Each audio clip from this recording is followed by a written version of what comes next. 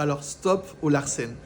La dernière fois, je vois, il y a beaucoup de personnes sur TikTok et ailleurs qui disent que on ne peut pas faire un événement sans qu'il y ait de larcène.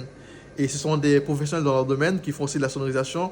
Et moi, je pense qu'avec les deux méthodes que je vais vous présenter, vous n'aurez plus jamais de larcène, que ce soit dans une petite salle, sur une petite scène, une grande scène, à l'intérieur, à l'extérieur, peu importe, vous n'aurez plus jamais de larcène. Premièrement, lorsque vous avez un micro HF, donc un micro sans fil, la première des choses qu'il faut gérer, c'est le gain. Alors, je te montre. Donc, là, je suis sur ma console. J'ai mon micro qui est ici. Top. Alors, il ne faut jamais dépasser. Là, on est à 45 décibels. C'est beaucoup trop. C'est beaucoup trop pour un micro HF. Ce qu'on va faire, c'est qu'on va venir baisser au minimum le gain du micro. Donc, là, dans un premier temps, je baisse ça jusqu'ici, par exemple. Et je rallume mon micro. Et là, à cette hauteur-là, il y a quasiment plus de larcène. Mais on va venir rajouter un autre paramètre dessus qui va sécuriser l'ensemble. Ce qu'on va faire, c'est qu'on va venir devant chaque retour 1, retour 2, retour 3, etc. On va faire ça avec chaque micro et chaque retour. On va aller venir couper les fréquences parasites qui sont émises par les enceintes des retours, tout simplement. Alors, comment faire ça? Bon, là, je m'approche un peu plus, on entend le larcène. Je viens dans mon retour, donc là c'est mon retour voix libre. Je suis dedans, ok. Je rentre dans les paramètres.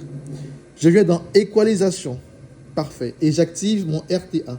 Mon RTA en fait me permet de visualiser les fréquences, les ondes. Par exemple là, je parle dans le micro, on voit bien en fait que ça bouge juste là. Là, ça bouge juste là. Ce qu'on va faire maintenant, c'est que on prend le micro, on le dirige vers l'enceinte, ok? On le dirige bien. Et là, on va repérer là où il y a un pic de fréquence, ok? Donc là, je vais un peu dans les aigus. Alors, je vois que là, à 0 décibel et 2,5 kHz, j'ai des parasites, donc je le baisse. Je vois aussi qu'à 3,15 kHz, j'ai aussi des parasites, je le baisse aussi. Et là, je vois qu'à 0 décibel et 6,3 kHz, ça parasite, je baisse. Je repasse du coup devant. Ok. Et là, j'ai aussi à 4 kHz, ça le fait aussi, donc du coup, je baisse. Ok. Maintenant, c'est les fréquences graves maintenant. Donc, je vais vers mes fréquences graves. Je repasse. Je vois que là, à 20 Hz, à 200 Hz, pardon, à 0 décibel, que ça me renvoie de larcène. Alors là, du coup, regardez. Donc, je passe mon micro tranquillement, en fait, devant mon enceinte. Et là, du coup, il n'y a plus de larcène. Ah, attendez. Là, il y en a un peu. Alors, donc là, je reviens sur ma tablette. Donc, je vais baisser davantage, du coup, mes fréquences. Et là, ok, je vais encore baisser ici. Voilà, je vais baisser par ici. Et là, normalement, voilà. Plus de larcène.